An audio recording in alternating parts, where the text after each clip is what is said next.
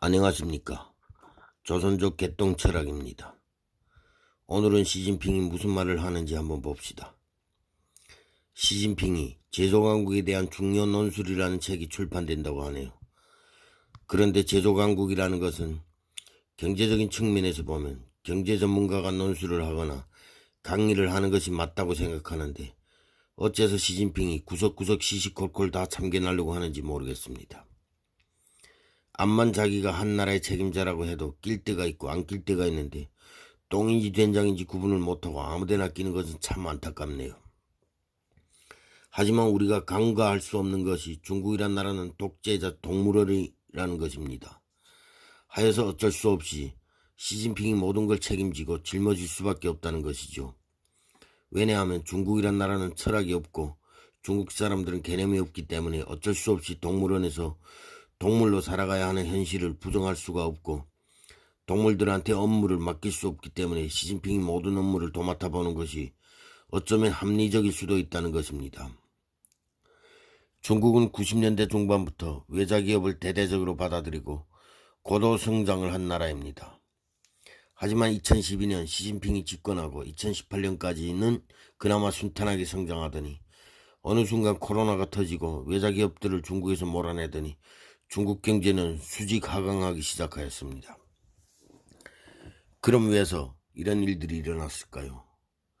이건 아주 본질적인 문제인데요. 중국은 독재자 동물원입니다. 일단 동물은 먹어야 하는 먹이가 한정돼 있고 해야 할 일이 한정돼 있습니다.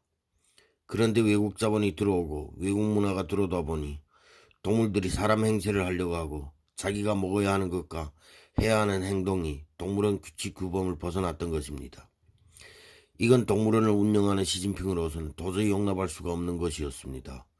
시진핑이 원하는 것은 동물들이 지적 수준이 향상되는 것이 아니고 동물들이 노동으로 인해 동물원의 재정에 금은보화가 쌓이기를 원했던 것입니다. 하지만 동물들로 인해 재정적인 수입이 늘어나는 건 확실했지만 동물들이 지적 수준이 날이 갈수록 향상된다는 것 또한 느꼈던 것입니다. 이건 아주 놀랍고도 기겁할 일이 아닐 수가 없었던 것입니다.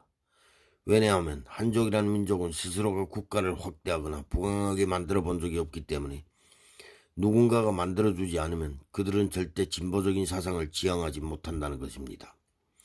이기적인 것과 타산적인 것이 너무나도 뿌리 깊게 박혀있기 때문에 서로 뭉치지 못하고 서로에 대한 믿음도 없고 오로지 나밖에 모르는 인간으로 타락했기 때문입니다.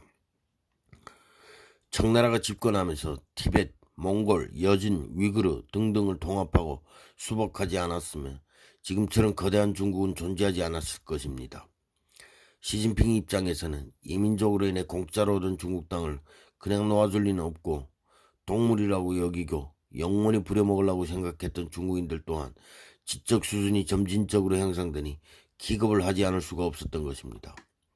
그래서 외자기업을 중국에서 내쫓으려고 코로나를 만들고 헌법을 뜯어고치면서까지 잠기 집권을 하려고 했던 것이고 더 이상의 동물원 종합 수준이 향상되지 못하게 외국 기술과 외국 문명을 차단하는 액션을 취했던 것입니다.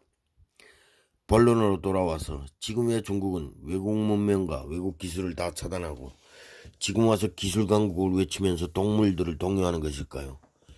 외국 기업 없이 중국이 스스로 기술 강국이 될 수 있다고 생각하는 것이었을까요?